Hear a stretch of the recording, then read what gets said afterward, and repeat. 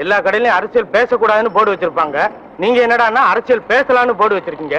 என்ன அவ்வளவு தில்ல உங்களுக்கு? இதுக்கு என்னையா தில்லு? ஒவ்வொரு குடிமகனும் அரசியல் தெரிஞ்சுக்கணும்யா. ஏன்னா நான் வாங்குற தீப்பெட்டியில இருந்து குடிக்கிற டீயில இருந்து ஏன் கக்கூஸ் போனா அதுக்கும் கூட நான் வரி கட்டிட்டு இருக்கோம்ல. அப்ப நாம கொடுக்குற வரி பணத்துல தான் நாட்டுல எல்லாம் நடந்துட்டு இருக்கு. நாம தெரிஞ்சுக்க வேணாமா?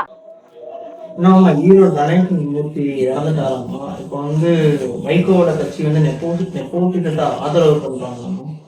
ஆக்சுவலா வைகோ எதுக்கு டிஎம்கேல இருந்து வெளியே வந்தாருன்னா ஸ்டாலினை முன்னிலைப்படுத்துறாங்க, இனி அதனால இனி வெளியெடுத்துறாங்க.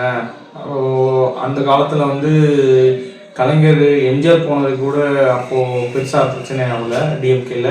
பட் வைகோ போகும்போது பெரிய இஷ்யூ ஆச்சு. அதாவது மோர் தென் 10 மாவட்ட செயலாளர் வைகோவோட வந்தனால கட்சியே ரெண்டா செங்குத்தா பிரிஞ்சுது. ஆனா அதுக்கு ரீசன் என்ன சொன்னார்னா, வைகோ ஸ்டாலினை முன்னிலைப்படுத்ததான் என்னை ஓரம் இருக்காது. ஈவன் கலைஞர் அப்ப என்ன சொன்னார்னா, விடுதலை புலிகளோட சேர்ந்து என்னை கொல்ல பாக்குறான் வைகோ அப்படின்னு சொல்லி அதை ஒரு கேஸா போட்டாங்க. ஸோ அதனால கலைஞர் அப்படி சொன்னாரு. ஆனா வைகோ ஸ்டாலின் அவரோட பயனை முன்னிலைப்படுத்தணும். அப்பதான் இளைஞர் அந்த இப்போ உதயநிதி ஸ்டாலின் இருக்கிற பொறுப்புக்கு அப்பதான் ஸ்டாலினை கொண்டு வந்தாங்க. புரியல. உதயநிதி இப்போ இளைஞர் நலத்துறை இளைஞர் செயலாளராக இருக்கார்ல. ஸோ முத செயலாளராக மு.க. ஸ்டாலின் தான் போட்டாங்க. அப்போ வைகோக்கு ஆப்போசிட்ல ஸ்டாலினை இறக்கணுங்கிறதுக்காக அதை பண்ணாங்க. ஸோ அதை அப்போஸ் பண்ணி தான் வைகோ கட்சி ரெண்டா உடைச்சாரு. அப்போ ரெண்டா உடைக்கல, பட் அப்போ செங்குத்தா இருந்தது. ஏன்னா மோர் தென் 10 மாவட்ட செயலாளர் கூடவே வந்துட்டாங்க. அதுல முக்கியமானவர் ஈரோடு கணேசமூர்த்தி. ஸோ அவங்க பிரிஞ்சதுக்கு முக்கிய ரீசனே இப்போ வாரிசு அரசியல் கலைஞர் அப்படின்னு சொல்லியிருந்தாங்க. ஆனா இப்போ கரண்டா என்ன சிச்சுவேஷன், மதிமுகல அவருக்கு வயசாயிடுச்சு, வைகோக்கு வயசாயிடுச்சு. ஸோ அதனால அவரோட சன்னை துரை வைகோ கட்சியில பொறுப்பு கொடுத்தாங்க. ஸோ அது பெரிய கட்ட தலைவர் 2-3 பேர் அதை அப்போஸ் பண்ணாங்க. பட் இருந்தாலும் அவர் என்ன சொன்னாரு, வைகோ இது என்னோட கட்சி, நான் எடுக்கிறதா முடிவு அப்படின்னு அப்போ விட்டுட்டாங்க. லாஸ்ட் 2 இயர்ஸ் பிஃபோர் துரை வைகோ முன்னிலைப்படுத்த மீது கட்சியில இருக்க சீனியருக்கு அப்போசிட் பண்ணாங்க.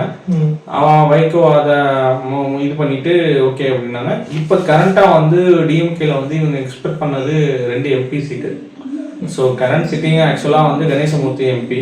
ஸோ போன இதுல அப்படிதான் இது பண்ணாங்க. ஆனா இப்ப என்ன ஆயிடுச்சுன்னா, கணேசமூர்த்தி லாஸ்ட் மினிட்ல கணேசமூர்த்திக்கு சீட் இல்லாம துரை வைகோக்கு மாத்திக்கிட்டாங்க. கேட்டா கட்சியில 90% துரை வைகோவுக்கு தான் சப்போர்ட்டு. ஸோ அதனால நான் துரை வைகோவுக்கு கொடுத்துட்டேன் அப்படின்னு வைகோ சொல்றாரு. பட் அரசியல்ல இதெல்லாம் சாரணம் அப்பாங்கிற மாதிரி தன்னோட பையனுக்கு என்ன பாசிபிளோ அதை பண்ணி கொடுத்துருக்காரு.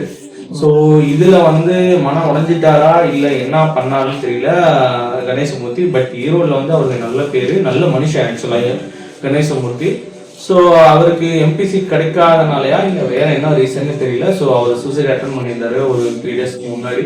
பட் அன்பார்ச்சுனேட்டா நேற்று இறந்துருக்காரு. ஸோ இதுதான் ஆக்சுவலா வைகோ விடுதலை புலிகள் கேப்டன் பிரகம்பரன் இருக்கும்போது ரொம்ப ஃபேமஸான ஆளு.